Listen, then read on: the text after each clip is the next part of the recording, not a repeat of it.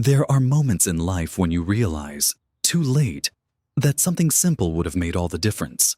Not something expensive, not something complicated, just something you never thought to keep around, because you always assumed it would be there when you needed it. I didn't see it like that at first. This video is about those moments, but we are going to talk about them before they happen to you. When the power goes out, and it will, the first few hours feel manageable. Most people light a candle, check their phone, assume it will be back soon. But there is a specific window, somewhere between hour 4 and hour 12, when that calm starts to crack.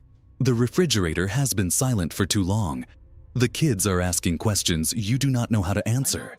And you start making your way through the house, opening drawers, looking for things you are not sure you have. That moment, that drawer opening, cabinet searching, quietly panicking moment, is exactly what this video is designed to prevent. We are going to count down 9 items that disappear from store shelves faster than almost anything else when a power outage hits a region. And what makes this list different from what you have probably seen before is that these are not dramatic survival items. They are not military rations or shortwave radios. They are ordinary things that become extraordinary the moment the grid goes down. Some of them cost less than $3. Some of them you already have, just not enough of. And one of them, the one we will get to last, is something most people never even think to check until the night they need it most. Let us start at number 9.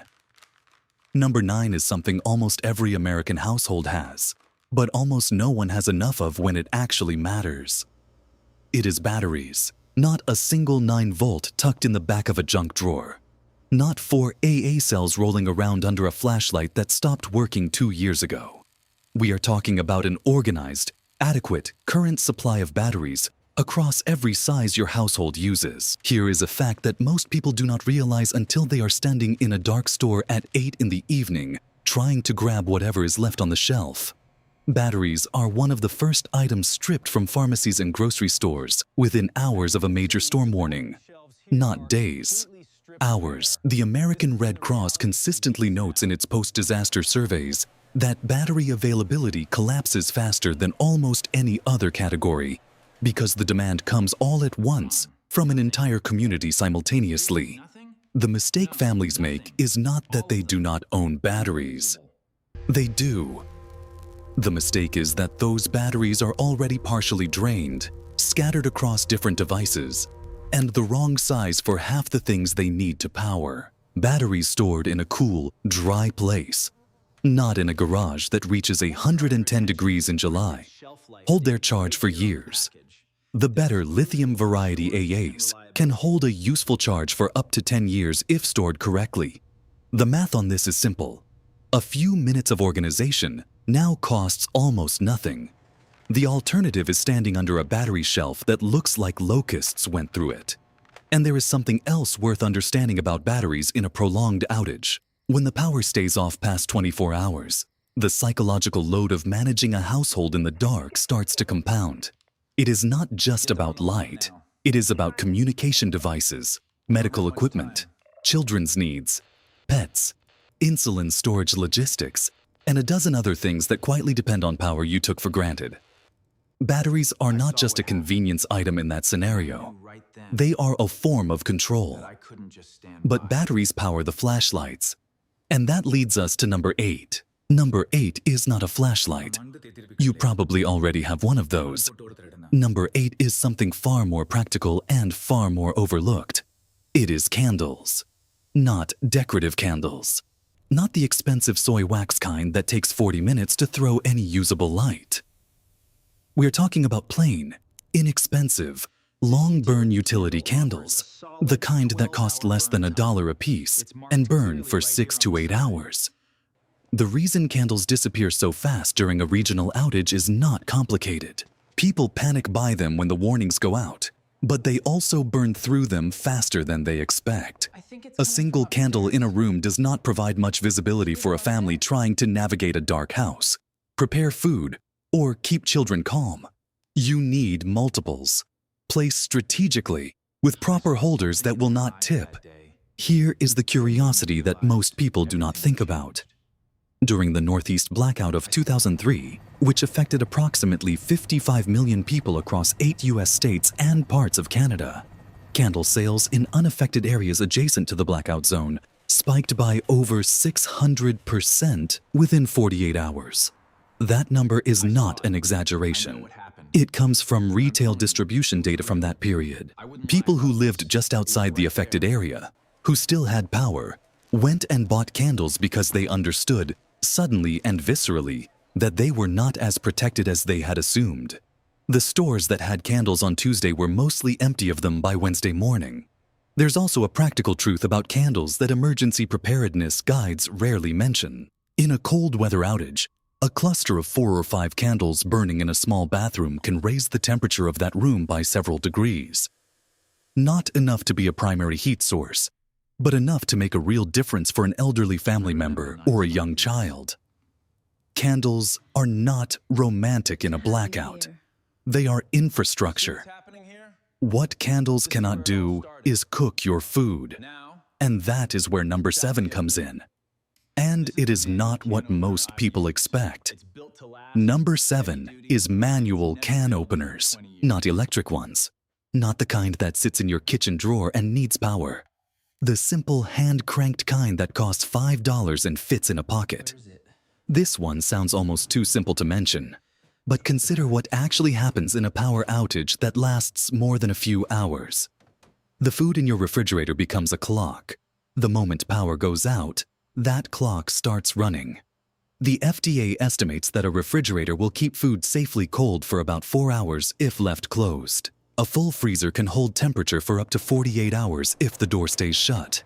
But the moment that window closes, you are pivoting to pantry food.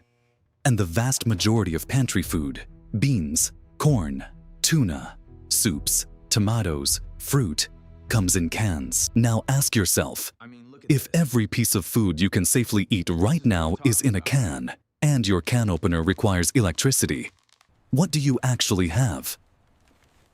During Hurricane Maria in Puerto Rico in 2017, one of the most common requests at FEMA distribution centers in the early days was not water, which had been distributed. It was not food, which was available. It was can openers. People had canned food. People did not have the tools to open it. That is not an unusual emergency management detail. It is a consistent pattern that shows up in disaster response reports from Katrina to Sandy to the Texas freeze of 2021. A manual can opener is one of those items that disappears, not because people grab them during the panic buying. They're not glamorous enough for that. But because they quietly sell out during the initial rush, and the stores never get restocked fast enough. Buy 2. They cost almost nothing, and they last a lifetime. What you put in those cans matters too. And that brings us to number 6. Number 6 is something that most American families dramatically underestimate in their pantries, and it is something that became headline news during the COVID-19 supply chain disruptions of 2020 and 2021. It is cooking oil and shelf-stable fats. This sounds unglamorous, but the nutritional and practical logic is hard to argue with. Cooking oil serves 3 critical functions in an off-grid kitchen situation. It adds calories. And in a multi-day emergency, caloric density matters enormously, especially for children, elderly family members, and anyone with high energy needs. It enables cooking on alternative heat sources, including camp stoves and outdoor grills, without burning food or destroying whatever proteins you have managed to keep usable. And it extends the palatability of otherwise monotonous emergency food, which matters more than people admit. Studies on disaster psychology consistently show that food morale, the ability to eat something that tastes recognizable and satisfying, plays a significant role in family stability during prolonged crises. In 2020, when supply chain disruptions hit grocery stores harder than most Americans had ever experienced, cooking oil was one of the first categories to go. Canola oil, vegetable oil, And olive oil disappeared from shelves in a pattern that tracked almost exactly with news cycles. As soon as a news story broke about shipping delays or regional shortages, oil disappeared within days from the stores in that region. A sealed bottle of canola oil has a shelf life of up to 2 years. Coconut oil, properly stored, can last significantly longer. These are not items that require special storage conditions. They sit in your pantry and they wait, and on the day you need them, they are worth more than their price tag by a significant margin. Number 5 is something that creates a physical sensation of panic in most people the moment they realize they are almost out of it. And it is not food. Number 5 is toilet paper and paper products. We do not need to spend much time explaining why this one hits differently than the others. The images from March of 2020, when store shelves across the United States were stripped of toilet paper within 72 hours of pandemic declarations, are not something most Americans have forgotten. What is less understood is the mechanism behind it. The run on toilet paper during COVID was not actually driven by a shortage of toilet paper. Production was fine.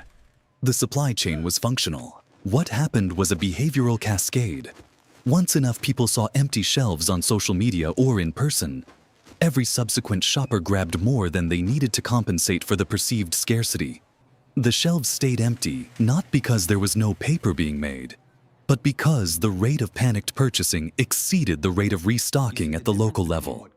That same cascade happens in regional power outages and weather emergencies. The difference is that in a localized crisis, there is no supply chain magically catching up behind the scenes. Regional stores have regional stock. If a winter storm locks down a metropolitan area for 4 days, the paper products that were already in those stores are all that exist locally. And they go fast. Paper products are also critical from a hygiene standpoint in an extended outage. When water pressure drops, when municipal systems are stressed, when families are sheltering in place without normal routines, basic sanitation becomes a priority that has nothing to do with comfort. It has to do with preventing illness. That is not a dramatic claim. It is documented in every major emergency response protocol at the state and federal level. This category costs almost nothing to stockpile gradually, a modest rotating supply. Bought a little extra every month, used in rotation, means you are never caught short. It is not glamorous preparedness. It is just sensible. Number 4 is one that requires a slightly different conversation because it sits at the intersection of medicine, infrastructure, and a mistake that millions of families make without realizing it. Number 4 is prescription medications. Most Americans have between a 2-week and a 30-day supply of whatever maintenance medications they require at any given time. Some have less. The assumption, almost universally, is that the pharmacy will be open, the insurance will process the refill, and the supply chain behind the medication will continue uninterrupted. In normal times, this assumption holds up. In an emergency, it collapses in ways that are genuinely dangerous. During Hurricane Harvey in 2017, which caused catastrophic flooding across southeastern Texas, an estimated 30% of dialysis centers in the affected area had to close or operate at severely reduced capacity. Insulin-dependent diabetics faced life-threatening situations not because insulin did not exist, but because their supply was in a flooded home, or in a pharmacy that was inaccessible, or in a refrigerator that had lost power. The cold chain for insulin, the requirement to keep it refrigerated, created a cascading medical emergency that had nothing to do with the storm itself and everything to do with the assumption that the normal supply system would be available. The same pattern plays out with blood pressure medications, thyroid medications, anticoagulants, psychiatric medications, and asthma inhalers. These are not rare needs. These are the everyday medications of a significant portion of the American population. Working with your physician to maintain a 30 to 60-day buffer supply, which is legally and medically appropriate for most maintenance medications, though it requires a conversation. Thank you. Have a good day. Is one of the most meaningful steps a family can take. This is not stockpiling in any extreme sense. It is simply having a margin. When I think back on everything, The margin that, in a crisis, becomes the difference between stable and not. We are getting to the items that hit harder than the others. Number 3 is where things shift. Number 3 is something you probably have some of, but almost certainly not the right kind, in the right quantity, organized in a way that is usable under stress. Number 3 is clean water storage. The United States has some of the most reliable municipal water infrastructure in the world. Most Americans have never experienced a tap that ran dry, a pressure system that failed, or a boil water advisory that lasted more than a day or two. This reliability has created a collective blind spot. We assume water is simply there, always, because it always has been. The fragility behind that assumption is significant. Municipal water systems depend on electric pumps. When power goes out for an extended period, water pressure in many systems begins to drop within hours. The pumping stations that push water through the distribution network are generally equipped with backup generators. But those generators have fuel supplies that are finite. And in a regional emergency, fuel resupply can be delayed significantly. According to FEMA's standard guidance, every household should have 1 gallon of water per person per day stored for emergency use, for a minimum of 3 days. Most emergency management professionals consider that baseline to be conservative. A more realistic figure, accounting for cooking, sanitation, and pet needs, is closer to 3 gallons per person per day. The most common mistake families make with water storage is not volume. It is rotation and container choice. Water stored in repurposed milk jugs or juice containers is a common approach. But those containers are not designed for long-term water storage. They can leach plastic compounds, and they are not structurally rated for the purpose. Dedicated water storage containers, food-grade barrels, or water bob-style bathtub reservoirs are the appropriate solutions, and they are far less expensive than most people assume. Here is the thing about water that changes everything else on this list. Without safe water, none of the food matters. Without water, the medications cannot be taken properly. Without water, the hygiene situation deteriorates in ways that create secondary health crises. Water is the foundation. Everything else is built on top of it. And that leads us to the final 2 items, which are different from the rest of this list, because they are not primarily about physical needs. They are about something harder to quantify and easier to underestimate. Number 2 is something that most people would not put on a survival list at all. But every emergency responder, every disaster psychologist, and every family that has lived through a multi-day blackout will tell you the same thing. Comfort items are not optional. Number 2 is shelf-stable comfort food and familiar flavors. This requires some explanation because it sounds soft next to the urgency of medications and water. But here is what actually happens in a prolonged power outage with children in the house. The first night, it can feel like an adventure. By the second night, the novelty is gone. By the third night, if nothing has been restored, the emotional weight of the situation, the darkness, the disrupted routine, the uncertainty, the unfamiliar sounds of a house without its normal hum, starts to wear on every member of the family, including the adults. Food is one of the primary anchors of normalcy. A favorite cracker, a jar of peanut butter that a child associates with school lunches, a box of cocoa mix that means something specific to a family. These things are not trivial. Research on disaster psychology conducted after events like Hurricane Katrina showed consistently that families who had access to familiar, preferred foods reported significantly lower stress and better psychological functioning during the crisis period than families who were subsisting on nutritionally adequate but unfamiliar emergency rations.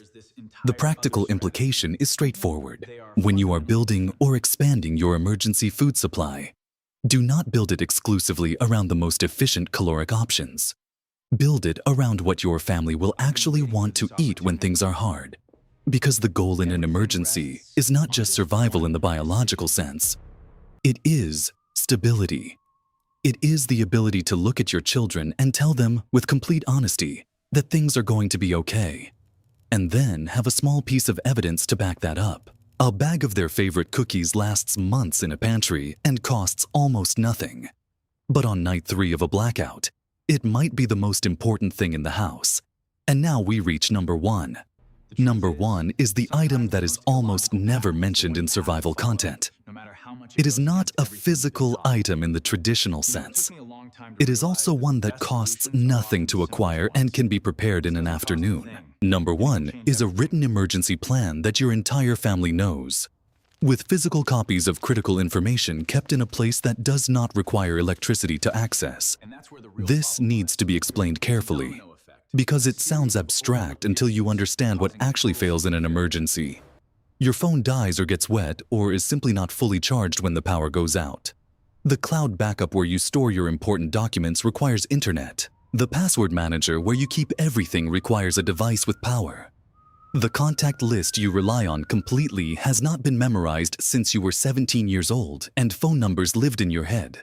The address of the out-of-state family member you would need to reach in a serious regional crisis. Do you know it? Could you write it from memory right now? Most people cannot. Here is what a real emergency plan contains. A written list of out-of-state contacts with phone numbers that family members can reach if local communications are disrupted. A designated meeting point outside the home, with a secondary meeting point further away in case the primary is inaccessible. Copies of critical documents, insurance policies, medication lists with dosages and prescribing physicians, identification, financial account numbers, printed on paper and stored in a waterproof bag, the address of the nearest emergency shelter and the nearest hospital, basic information about how to shut off the gas, water, and electricity to the home, a family communication protocol, who calls whom, in what order, if contact is lost. This plan should be discussed with every adult in the household and explained to children at whatever level is age appropriate. It should be reviewed and updated at least twice a year. When you change the batteries in your smoke detectors is a natural anchor point. The reason this is number 1 is not because it is more important than water or medication. It is because it is the thing that makes everything else work. The families that navigate emergencies well are not the ones with the most expensive equipment. They are the ones who made decisions before the pressure started, who talked through the scenarios before they were living them, who gave every member of the household a role and a reason to feel capable rather than helpless. Preparedness is not the same thing as fear.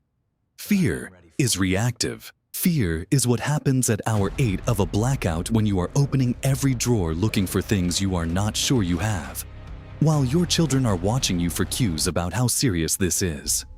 Preparedness is the decision to have already answered those questions, to have already found the batteries, bought the candles, filled the containers, written down the numbers, and talked to your doctor, to have already put in the 20 minutes a month that turns a potential crisis into an inconvenience.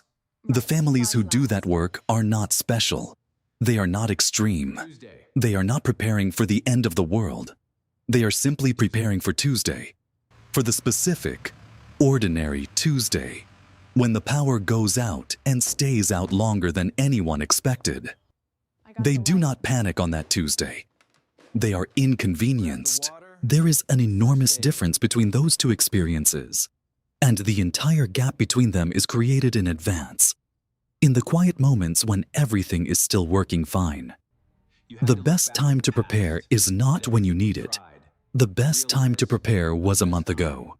The second best time is tonight, before you go to sleep, when the lights are still on and everything still feels stable, and you still have the luxury of choosing to act without urgency. Because one of these days, that luxury will not be available.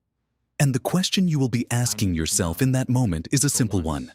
Did I do something about this when I had the chance? Now, if these 9 items are what disappear first in a power outage, there's a different question worth asking next. What happens to your food supply specifically if the power stays out for more than 48 hours?